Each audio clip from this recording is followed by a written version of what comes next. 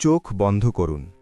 এক মুহূর্তের জন্য ভাবুন, যদি আজ সব কিছু হারিয়ে যায়, নাম, সম্মান, সম্পর্ক, ভবিষ্যৎ, তবু আপনি কি শান্ত থাকতে পারবেন? এই প্রশ্নের উত্তর যদি না হয়, তাহলে আজকের ভিডিও আপনার জন্য। কারণ আজ আমরা কথা বলবো মহাদেবের দর্শন নিয়ে, যে দর্শন মানুষকে ভাঙে না, বরং ভেঙে নতুন করে গড়ে তোলে। মহাদেব কোনো আরামদায়ক ঈশ্বর নন। তিনি প্রশ্ন করেন, তিনি নীরব থাকেন, আর নীরবতার মধ্যেই তিনি বদলে দেন জীবন। মহাদেব একজন ঈশ্বর নন, এক চেতনা। মহাদেব মানে কোনো নির্দিষ্ট রূপ নয়। তিনি ধ্যানী, তিনি যোগী, তিনি শ্মশানে বসা নির্লিপ্ত সাক্ষী। শিব দর্শন বলে, তুমি যা ভাবছ তুমি তা নও, তুমি তারও সাক্ষী।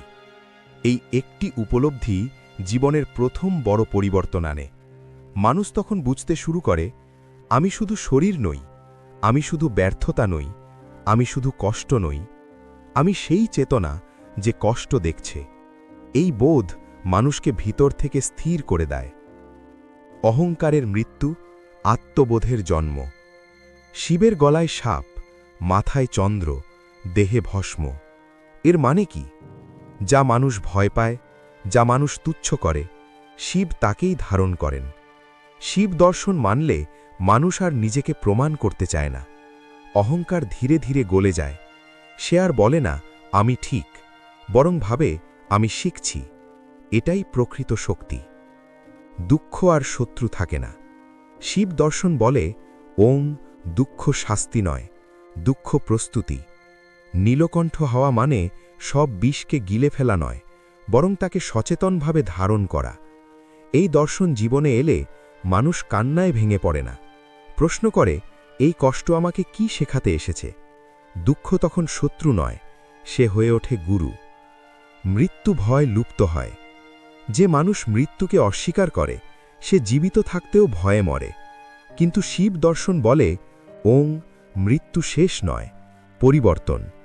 শ্মশানে বসে থাকা শিব শেখান, সব শেষ হবেই। এই উপলব্ধি এলে লোভ কমে, ভয় কমে, অকারণ দৌড় থেমে যায়।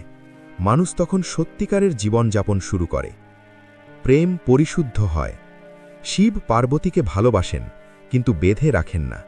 এই প্রেমে অধিকার নেই, শর্ত নেই, ভয় নেই। শিব দর্শন মানলে মানুষ সম্পর্ককে আঁকড়ে ধরে না।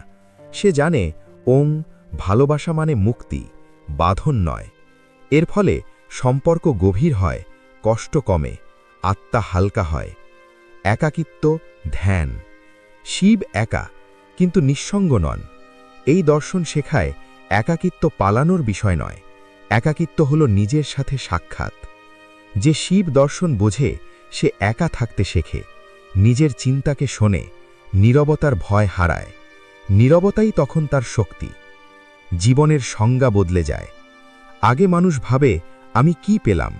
শিব দর্শনের পরে প্রশ্ন হয়, ওং, আমি কি হয়ে উঠলাম? এই পরিবর্তনই সবচেয়ে বড়। তখন সাফল্য মানে শুধু অর্জন নয়, সাফল্য মানে শান্ত ঘুম, স্বচ্ছ মন, হালকা হৃদয়। মহাদেবের দর্শন মানে সব ছেড়ে চলে যাওয়া নয়। মহাদেবের দর্শন মানে সবকিছুর মাঝেও আসক্ত না হওয়া। যে শিবকে বোঝে, সে জীবনের ঝড়ে ভিজে, কিন্তু ভেঙে পড়ে না।